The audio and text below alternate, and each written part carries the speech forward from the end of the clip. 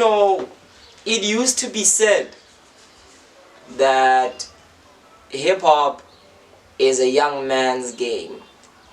It used to be said rap is a young man's game. But I think in an era where most of our hip-hop giants have matured into elders themselves and show us the unceasing creativity that still comes from old men and women, we now understand that it was never hip-hop that was a young man's sport. It was pop culture. The truth is, the industry always needs young faces that appeal to the youth. But the culture needs elders who can grow and teach the youth. So that's the difference. Pop culture emphasizes being young because it's there to sell stuff to the commodity of people who are the biggest buyers, who mostly happen to be people of the youth bracket.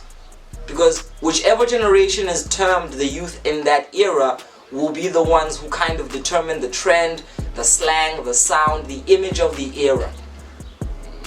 But that's simply a monotonous and very narrow capitalist definition that leaves out everybody else who's growing. Whether you're middle-aged, whether you feel like you're in the peak of your life, whether you feel like you've ripened into an old soul, hip-hop will always be for you if you resonate with what the core principles of hip-hop are. And I've always said, fundamentally what hip-hop is the spirit of remixing life in ways that empower you. It came from those who did not have much, who used what they have to reconfigure and restructure something that would create more opportunity, create more mental stability, and would revitalize their soul in ways that were lasting and effective to their lives. Now I want to flash forward to the story of humanity, history, colonialism, Europeans moving into Africa, the Dutch going into Cape Town, this whole history and the post-colonial struggle that we live in today in Mzansi, Africa. Cape Town is one of those places that are a hotspot of our history, and I think if you look at the hip-hop that has happened there from time immemorial, because we can't really say when hip-hop started in Cape Town. It's kind of a legendary myth that's whispered in the corridors or whoever had the records and the vinyls. But we all know who the legends are. We all know the Azuls, we all know the Emil X, we all know the Reddy D's. And from this ilk of great legends, we all know the Gadesas. And it's very interesting to see how Cape Town has developed as a whole, with the very evident racial tensions that we as South Africans have witnessed coming from that place. Whether it's white people protesting black ritualistic slaughter on the beach, whether it's the massive radical inequality that exists between the hills of the Cape Townian suburbs as it reflects to the abject poverty of the Cape Flats and the ghettos of Ekhayelitsha. Cape Town is one of the glaring examples of just how fucked up of a society South Africa really is. And in that being fucked up, the engagement with our constant freedom, the engagement with the terror of life. So talking about terror, Terror MC, yet another voice that has valiantly championed this empowerment through rap, through hip-hop. An OG, one might say. 36, 37 years old. So a man who's collected his stripes like Adidas in the Cape Town hip-hop scene. A classic golden era style rapper. His flows echo into a big pun-esque style. He's got this beautiful rasp, but I guess as a rapper, if your voice is a little raspy, you earn a little extra points because you sound way more gangster than what most people inspire to.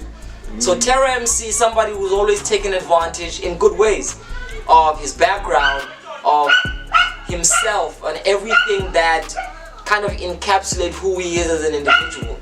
And what you've always got to love about him is he uses hip-hop as a means of social activism. His first foot is to say, I rap for change.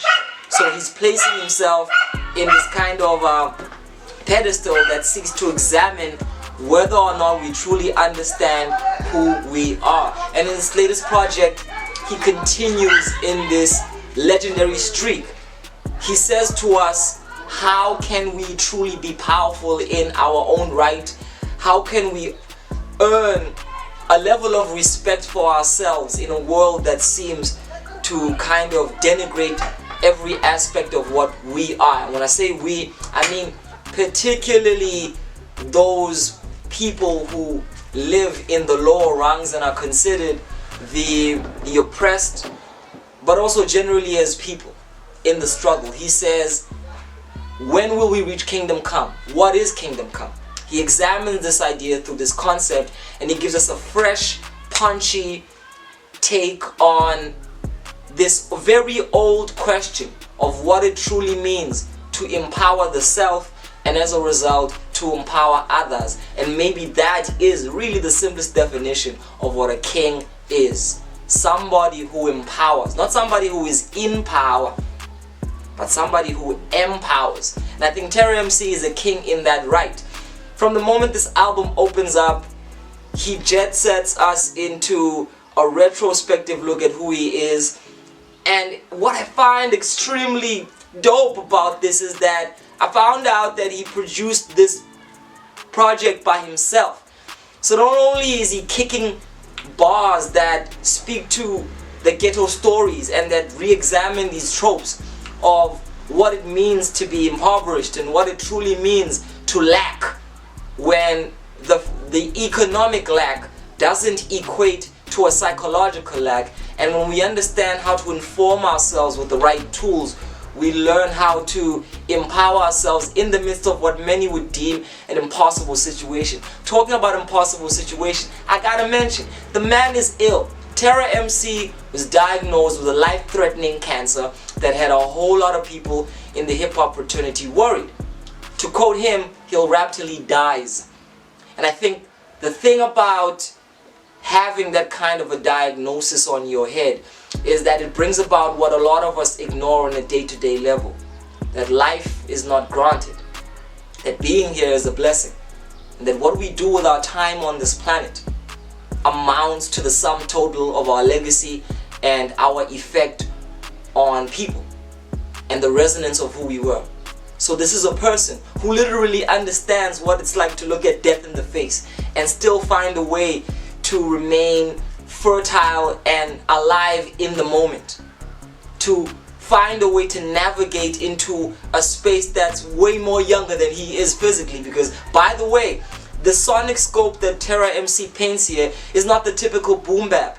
Man, this album is so refreshing because there are hints of that New York sound you would love, but they're done in a way that's so authentically South African, and need I say Kaapstad.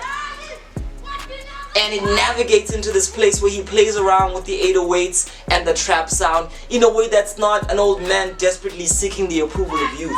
Terra MC is an artist who truly and deeply observes the culture as it evolves, and he's one of those examples of how you mature in hip-hop as a culture, with dignity, with flexibility, with being able to adapt. And let's talk about the skill.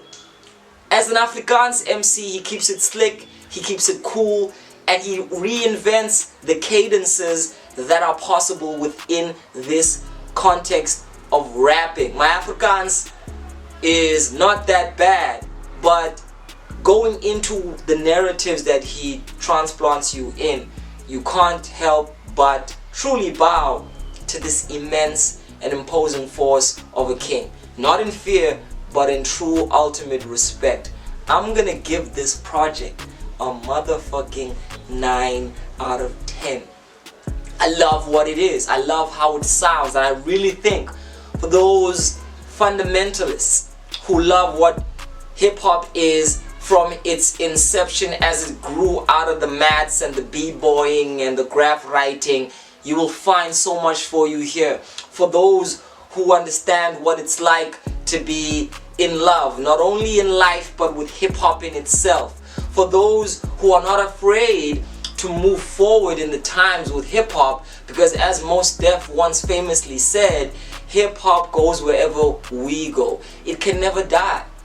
So wherever we are right now as heads in our lives, this is the state of hip-hop. We make up the grand, greater organism that is hip-hop globally. And South Africa could be seen as an organ in the greater body of hip-hop. And if we are this organ in the greater body of hip-hop, MCs like Terra are able to truly make this world of ours come alive. So I want to salute to rapping giants who pass the torch forward in a way that doesn't denigrate the coming generations, but humbles itself to what the youth have to teach, but at the very same time brings its wisdom silently and when needed. OGs have a tendency of imposing themselves by sheer age, when the trick is that to be truly an elder, the secret is to stay young. So salute to staying young, salute to being diverse, salute to remaining consistent, as Terra MC is all of these things. A solid 9 out of 10, better than most projects I've heard this year, simply because it comes from a deep, natural place, and it stems to learn from what's going on in the world around in ways that speak to the person. If you deem yourself as a rapper and you want to understand how to grow and evolve, please listen to this project. You will learn so much. Salute Terra MC, 9 out of 10. VJ Brother from the Ancient Mother. Boom.